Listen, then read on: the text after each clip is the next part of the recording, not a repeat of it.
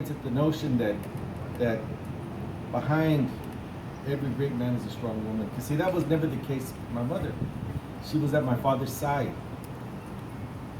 And many times she was out in front of him. You know, my mother was a woman of few words, but tremendous conviction and strength.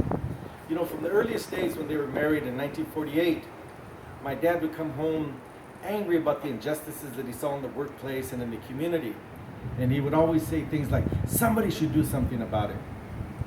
And my mother listened for a number of years, but after a while, she began to challenge him. She said, why don't you do something about it? You know, like most people from the generation, and even now, you know, the goal was to get out of the fields. And for sure, you didn't want your kids to work in the fields if you worked in the fields. And so, my dad had actually left the fields. He became an organizer and then the director for organizing for the community services organization. It was the big civil rights organization for Latinos in the 40s and 50s. And it was during that time that he began to live a more comfortable life than he'd ever lived. You see, my mom and dad didn't have to worry about where the next meal was coming from or money for the rent. And they were really well on their way to becoming middle-class Chicanos in East LA. But they always felt that they had the score to settle with agribusiness for the way that they were treated and other people were treated. And so in 1962, as Justice Reynoso was saying, my mom and my dad made a joint decision, that they would return to the fields and try to do something about the injustices that they had encountered growing up. And so they gave up the most comfortable life they ever had to do that. And in making that decision, they knew that it was going to be difficult, that there'd be no paycheck, that it was going to require a lot of sacrifice, and that my mother was going to have to go back to working in the fields to provide for her family, but also to give my dad gas money so he could drive up and down the state to talk to workers about this idea of organizing. Damn. And you know, in the beginning, it was very difficult. There was times that my dad would come home discouraged because he had driven up and down the state and didn't have much luck recruiting people into the fledgling union. He felt alone, he was worried because he had a family to take care of little kids, 8 little kids. And he would begin to have some questions about whether he would succeed, especially with all the sacrifice and that he was putting his wife through and his family. You know, my dad, as an organizer, kept a journal. And I remember seeing an entry in the journal one of those early days where he said, I don't know how much longer I can put my family through this. It's hard. And I know that my mom would constantly talk to my dad, and she would tell him, Cesar, you're doing the right thing. You got to have faith. You got to have faith in God that we will succeed.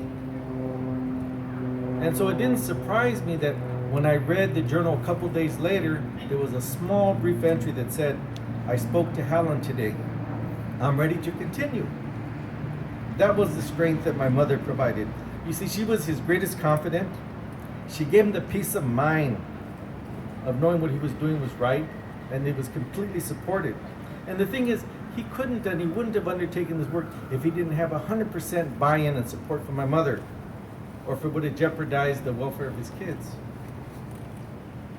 And the thing about it is that my mother just wasn't a wife to my father and a good mother to her kids. You know, she was also a full-time volunteer with the union. She would get up early in the morning and make breakfast for everybody, and then she would go out to the picket lines, right? And then she'd come back and she'd get ready to work, and she ran the Farm Workers Credit Union for many years that provided access to fair credit to poor people. And then she would come home and take care of the kids and do it again. You know, the fact of the matter is that she was also a surrogate mother for many young people in the farm worker movement. You know, we had people that came from all over the country and left their families to dedicate themselves to the work, and they worked for room and board. They received $5 a week.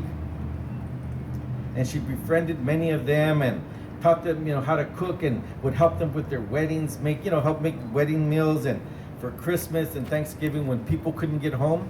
She made sure that there was always a spread so that people felt at home. And so my mother did the things that mothers do for their kids, but she did it for her extended family, the farm worker movement. Even after my dad passed away, she continued with the work that they began. One example would be in 2012, President Obama came to La Paz, the place that my mom and dad lived for the last 25 years of their lives, or for my mother, nearly 50 years of her life. And he came to dedicate the Cesar Chavez National Monument. And my mother's a pretty quiet person, and there was a part of the ceremonies that they went and they cut Cesar Chavez rose, and they laid it on his headstone. And so as we were leaving, I turned around and I saw my mom talking to him, kind of pulling his jacket, and he was listening, shaking his head. And I was like, whoa. And so, after the ceremony, I asked my mom, what did you tell the president? I was concerned, right? And she says, I told him, Mr. President, I want you to promise me that you're going to do something about immigration reform. And he agreed that he would. And so that was my mother, right? She continued to do the work.